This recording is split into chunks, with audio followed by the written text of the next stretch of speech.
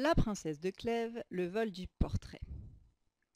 Il y avait longtemps que M. de Nemours souhaitait d'avoir le portrait de Madame de Clèves. Lorsqu'il vit celui qui était à M. de Clèves, il ne put résister à l'envie de le dérober à un mari qu'il croyait tendrement aimer.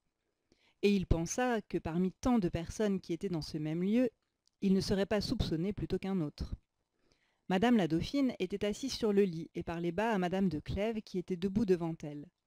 Madame de Clèves aperçut par un des rideaux, qui n'était qu'à demi fermés, Monsieur de Nemours, le dos contre la table qui était au pied du lit.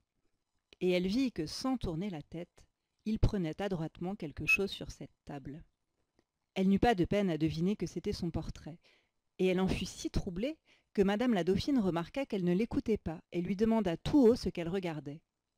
Monsieur de Nemours se tourna à ces paroles.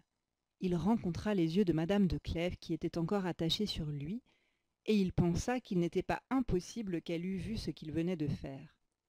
Madame de Clèves n'était pas peu embarrassée. La raison voulait qu'elle demandât son portrait. Mais en le demandant publiquement, c'était apprendre à tout le monde les sentiments que ce prince avait pour elle. Et en le lui demandant en particulier, c'était quasi l'engager à lui parler de sa passion. Enfin, elle jugea qu'il valait mieux le lui laisser. Et elle fut bien aise de lui accorder une faveur qu'elle pouvait lui faire sans qu'il sût même qu'elle la lui faisait.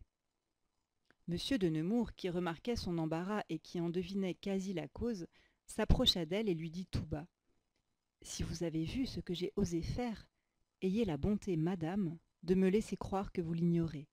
Je n'ose vous en demander davantage. » Et il se retira après ces paroles et n'attendit point sa réponse. Madame la dauphine sortit pour s'aller promener, suivie de toutes les dames, et Monsieur de Nemours alla se renfermer chez lui, ne pouvant soutenir en public la joie d'avoir un portrait de Madame de Clèves. Il sentait tout ce que la passion peut faire sentir de plus agréable. Il aimait la plus aimable personne de la cour, il s'en faisait aimer malgré elle, et il voyait dans toutes ses actions cette sorte de trouble et d'embarras que cause l'amour dans l'innocence de la première jeunesse. Le soir, on chercha ce portrait avec beaucoup de soin. Comme on trouvait la boîte où il devait être, l'on ne soupçonna point qu'il eût été dérobé, et l'on crut qu'il était tombé par hasard.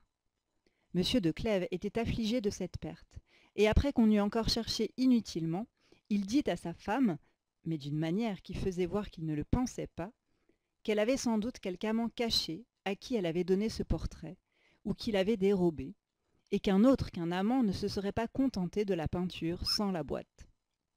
Ces paroles, quoique dites en riant, firent une vive impression sur l'esprit de Madame de Clèves. Elles lui donnèrent des remords. Elle fit réflexion à la violence de l'inclination qui l'entraînait vers Monsieur de Nemours.